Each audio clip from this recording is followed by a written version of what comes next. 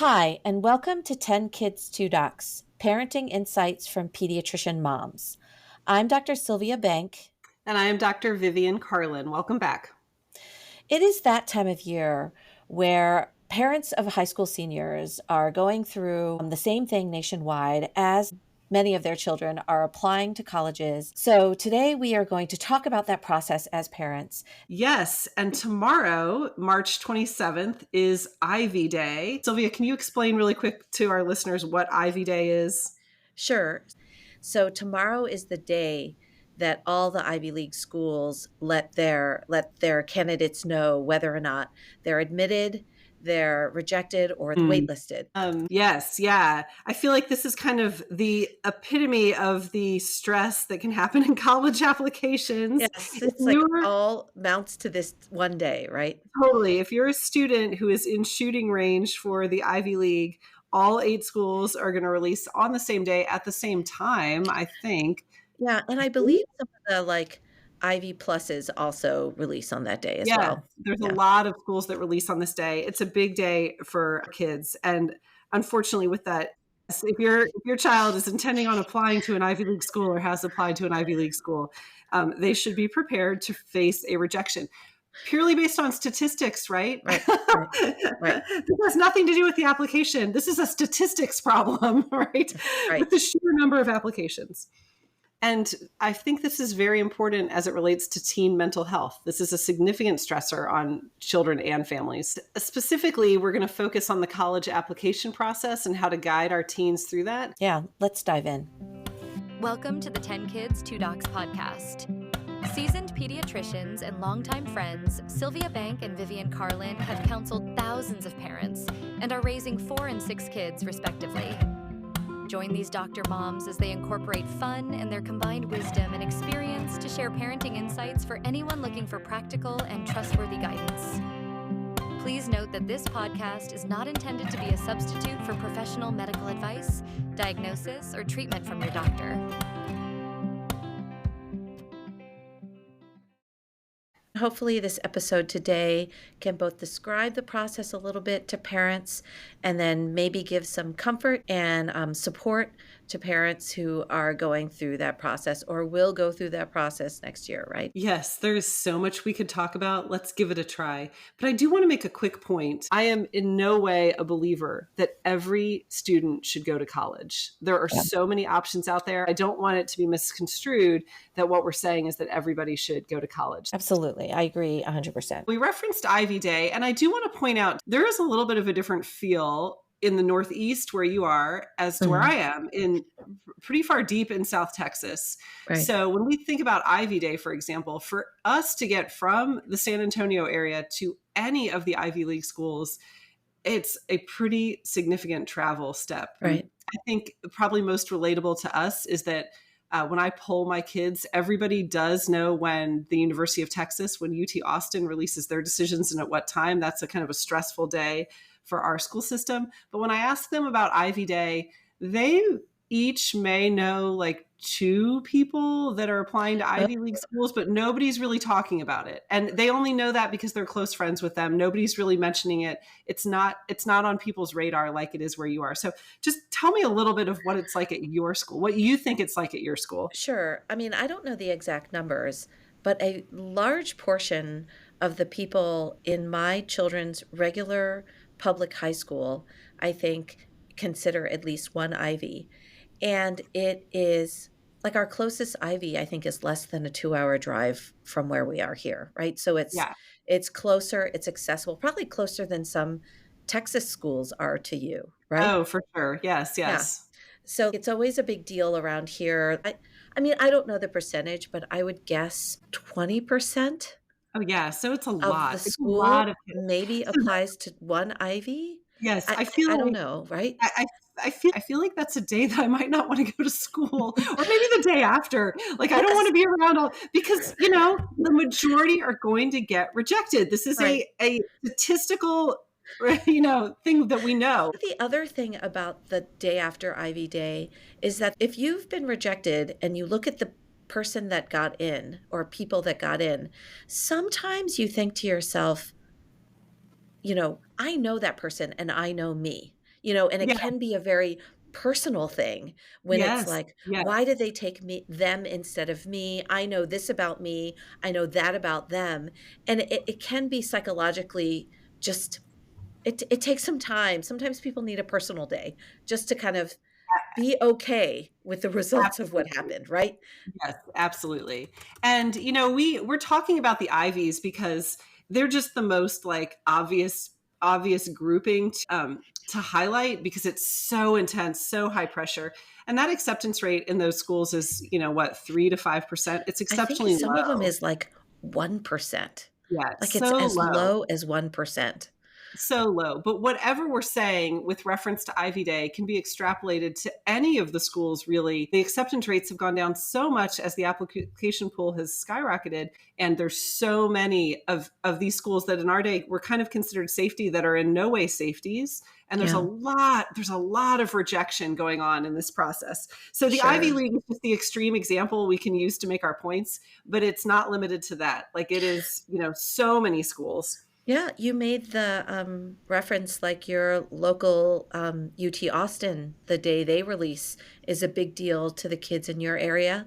In my area, the day that University of Maryland College Park releases Hmm. their admittance, which is a little bit early, is a big day. And I can only imagine in California, the day the UC system Oh, releases their absolutely. results can be a similar feel to, the Ivy Day per se, right? Yes. Yes. Okay, so I want to start off by sharing a couple of analogies that I have to the college application process, just to kind of describe it a little bit to parents who maybe haven't gone through the process yet. The first analogy is that applying to college is kind of like climbing Mount Everest. Oh, I have a cousin that climbed Mount Well, Everest. yeah, so then you have firsthand knowledge on this. Um, so, when you hear about people who want to climb to the top of Mount Everest, it is not an easy feat and it requires a lot of support. No, yes. And there are a lot of factors that come into play as to whether or not you're going to make it. Mhm. And some of that is completely out of your control, like weather. A sudden cloud or storm could move in when you're poised to make your run Right. to the top and it foils all of your plans. And Yes. I feel like that is what the college application process is like for students in America. It's a high goal. Right. It's Right, it's right. you need some support like your Sherpas and you also need to have the conditions be perfect. Like I don't think it's wrong to try to achieve it. But, to have the perspective in mind that it may be out of your control, it may be factors unknown to you that are playing a role, or it may just be the cohort of the group in your graduating class. And to have that perspective that it is for a large part out of your control. And I'm not saying that it's not worth trying, but to not have so much riding on it, right? Yes. Yeah. I want to take your analogy a little bit further. And if you make it to base camp 1 at Everest, that is almost 20,000 feet. Right? Yes. That's a huge feat. Now, my That's a big cousin who has accomplishment. Yeah. summited Everest, I'm sure would completely disagree with me. But it's almost like, yeah, aim for the summit. But man, if you make it to any place on Everest, you should be Right. exceptionally proud. Good for you, right? Like, good for you for Yeah, going for it, I'm right? certainly Like, not going there. Yes, yes, yes, yeah. mhm. Yeah, no, I like that analogy a lot. I do This feel like that's how we have to approach it these days. yes. Okay. The next analogy I want to make is to describe the college application process like a roller coaster. So, as you're at an amusement park, waiting in line for the roller coaster, there's a degree of excitement about that. You're excited, maybe slightly apprehensive. Those are the feelings that sometimes parents and kids have as they're approaching, the end of their junior year, the beginning of their senior year. And to take the roller coaster analogy a little bit further, you are on ups and highs, and you sometimes are on downs and lows. Like the day that you get your first acceptance, you are up there, and then you get a deferral, and throughout the entire senior year, You are on an up and down roller coaster of emotion, both you and your child, right? Of acceptance and rejection and scholarship and deferral and, uh, um, honors programs and wait lists. Like it, and sometimes, as you kind of approach the late spring, you're like, how many more ups and downs can Yes. me Yes. or my child go through at Yeah. this point, Mhm. right? Like, I think a lot of people feel like that towards the end of the whole process. Yeah, I love that. I want to, just like with Everest, I want to expound just a little bit more on your roller coaster analogy and point out that I think between the parent and the child, certainly with me, at some points, it's like we are at different parts on the roller coaster, right? Like my child might be riding up to the top, like about to do the thrilling drop.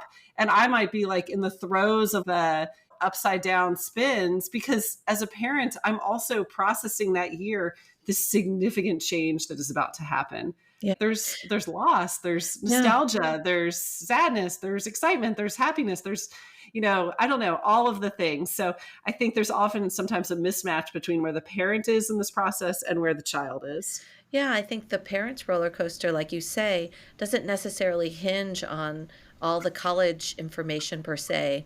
Like they may feel at a low at their child's 18th birthday that year, knowing that this might be the last birthday that they celebrate together. I might not see you on your birthday. Yeah. And those ups and downs can be difficult for parents as well, right? The college application process is a special stressor in parents' lives. Yeah. And I think it can be viewed for parents as being like an ultimate judgment day, Yeah. right? Where, on display in front of your family and your community, your child's college destination, if they're college bound, is a concrete metric that a lot of parents feel like defines their success as a parent. And this feeling puts a lot of pressure on parents. And it definitely adds a layer of complexity to this process that is already so fraught with emotion. Yeah, that's a good point. Let's use our time in the second half to explore some of those emotions, particularly that our child will feel, and how we can support them through that, as well as just some fun, practical hacks for getting through this process.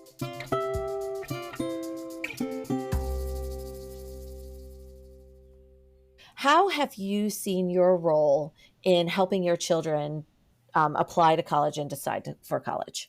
From the beginning, I am, and honestly, in the way that we parent our kids in general, I am preaching to them that their identity is in no way hinged upon what happens with their college applications, right? I am raising them up and reminding them of who they are as a person. Some of that stems back to our faith, like who they are before God and their faith, but it also is just in general who you are as a Carlin, who you are as somebody who has integrity and does things with excellence, right? There are things about you that define you, and what a college admissions counselor says about your application does not define you, right? I'm instilling that in my kids. And part of that is that as they put together their college application and I'm helping them figure out where to apply, I'm also acknowledging to them, there are things that I know about you that make you an incredible person that are not reflected on this. So I can give you a couple of examples. I had one child who just spent a lot of time on his own, really learning how to play the piano, self-taught. And he got to this point where he can take song requests and just put together these beautiful full arrangements of almost any song that you throw at him. And I would tell him, like, that aspect of who you are and the fact that you could teach yourself that is so amazing. And that's going to serve you well for the rest of your life, because it wasn't in some structured activity where you were competing. It's not reflected on a college application. But just the fact that you as a person can take the time to pursue this interest on your own and develop it to this level speaks so highly of your ability to succeed as an adult later in life and enjoy pursuits later in life. And college admission counselors, unless you somehow focus on that in an essay, are not going to see that about you. And I kind of take the stance with my kids. Like I I look back on their high school time and say, like, these are the things I love about who you are and what you've done. And I want you to realize your identity is not wrapped up in what a college admission counselor says, because they're not going to see a lot of this, right? They don't see it unless it was an activity with award and achievement and competition, et cetera, or grade, right? There's so many things about who you are that don't show up on this. So I feel like that gives me the ability to have these very frank discussions with them. And then after that, I usually sit down in the summer with each of my rising seniors and kind of talk to them about making a list of places they want to consider applying to. We make that list, and then not everybody's going to do this or want to do this, but I am still a believer in sort of ranking those schools as far as what I think is your quote unquote safety. And then we actually create a spreadsheet where we rank order those schools. Here's your list of 10 schools you're going to apply to.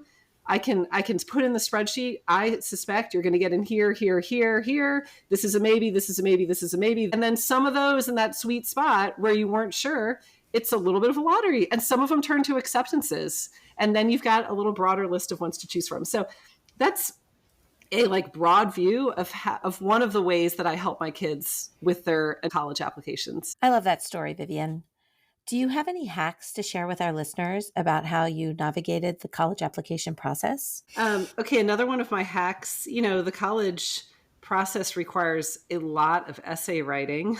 Mm-hmm. And I have one child in particular who just really did not enjoy writing. And I feel like I had to go through this explanation with this child of, if you're waiting for this magical moment where you feel inspired to write, and he knows I love to write. Occasionally that happens, but often it doesn't. And there needs to be a forcing of, I am here just to write. And my personal hack for me, when I really need to output a lot that I want to write, is I have to be away from the house. And I really like to be at a place that has free refills on drinks. So I remember this one. This was very bonding for him and I. We did this twice. I was like, okay, how about this? Let's block a Saturday afternoon. I have infinite amounts of work I need to do on my computer. Let's go to Panera, where you can get free refills, self-serve, free refills of the soda or whatever. You pick it, like your treat of a drink. And we're going to block this 3 or 4 hours. And we're going to sit there, and we are just there to do work, right? I mean, I'm willing to sit there for like 7 hours. I can sit there until they kick me out. And sometimes he would actually try to gamify it, and he'd be like, okay, I've got to write this essay. Can we make it like a timed writing? They do timed writings all the time in English class. Would you just set your own alarm for like 45 minutes so that it's as if you're forcing me that alarm is going to go off and I have to have something on paper by then?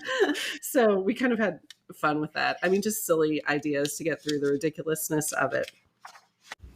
So having gone through it a couple of times, my best piece of advice is that I tell my kids that you own your high school experience. Mm-hmm. You do what you want to do. I don't want you to join the NHS because you think that's going to get you into college.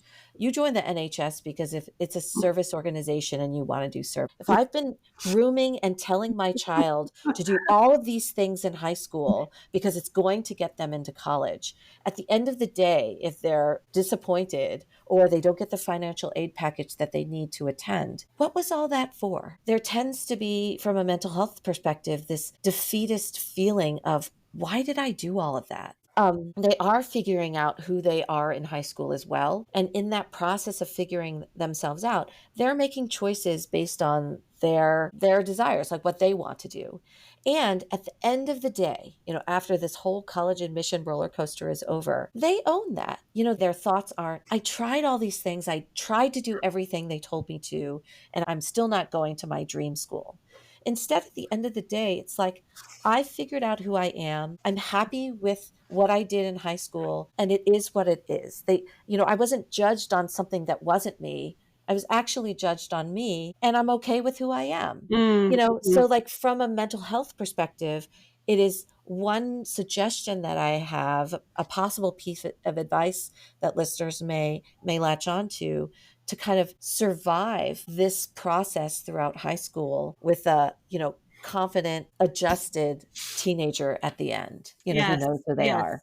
Yes, this goes so much back to this idea that we discussed in Inspiring Internal Drive of adjusting parental expectations specifically for your child, but also for this like era of life that they're living in, which is different than when we were teenagers, and for encouraging them to enjoy the process, to not be focused on the results. If I were to summarize my thoughts on the college application process, it would be first to acknowledge that it can be an emotional time for both kids and parents, and that can feel like a lot of pressure. And let your child navigate high school with their own decision making so they can help during this crucial period, not just be ready to apply to college, but to have figured out who they are and what their self-identity is during this process. And if they own the process through high school, then they can, be more prepared for the results of that judgment of college admissions officers. Yeah, so I think I'd like to conclude this just by saying to all of those parents out there who have kids awaiting results tomorrow for Ivy Day, best of luck. I have a child who's awaiting for one school, decided to apply to one Ivy based on her major, as she knows it's a reach. It's kind of the best position to be in because she and I both don't expect her to get in as great as she is. I mean, again, this is statistics, right? By statistics, she's not going to get in. And honestly, Sylvia, if she did get in, I just don't know that that's the best fit for her anyway, because we haven't said this yet in this episode, but I also have seen enough kids go through it that I don't necessarily believe the highest academic institution you get into correlates with where you may have the best overall experience as far as your happiness, your classes, whatever it is, right? There's so many other things to factor in, the feel of the campus, whatever it is. But what I will say about her application process is every time she gets an acceptance, it's accompanied with, and by the way, this year, the numbers of applicants exceeded every year prior, right? She just had one we had 100,000 applicants for our freshman class. Every single acceptance comes with, we have exceeded our numbers of applicants again. It's just getting worse because the colleges can't create more room, right? Right. They're trying to shoehorn people in, but they typically are staying steady in what their freshman class size is. Yes. And whatever happens tomorrow, if your child is waiting for an Ivy, or if you feel, after this whole college application process, if you want to kind of think about your parenting and parenting strategy from a different light, I do recommend a previous episode that we have released, Teen Mental Health Facing Failure. I think it might be uplifting to parents to think about not just your child's success, but training them to overcome failures as a parent to make them more resilient for the future. Absolutely. And, a number of the things we mentioned in this episode were this idea of, your child best, your child knows themselves best, and encourage them to look back on what they've done. I mean, clearly, with this case that we're talking about, if you have an application that is viable for an Ivy League, that's to be applauded. Right. That is Everest Base Camp, right? Absolutely. Or higher. Right. Maybe it's base camp 2 or 3, right? It's so good, right? So at any rate, yes, as we think about teen mental health, this is an exceptionally stressful roller coaster. And yes, we'll be back. We'll see you next time. Let's do something lighter like bedwetting. Isn't it so much easier when they're toddlers? Yes. This is too heavy. All right. Good luck, everyone. And we will see you again. This is 10 Kids, 2 Docs. I'm Dr. Sylvia Bank. And I'm Dr. Vivian Carlin. We'll see you next time. See you next time. Thank you for listening to 10 Kids 2 Docs, hosted and created by Sylvia Bank and Vivian Carlin. If you enjoyed this episode, please subscribe and recommend our podcast to other listeners. Visit our website at 10kids2docs.com, where you can find links to social media and leave comments or suggestions. Back next week with more topics in parenting.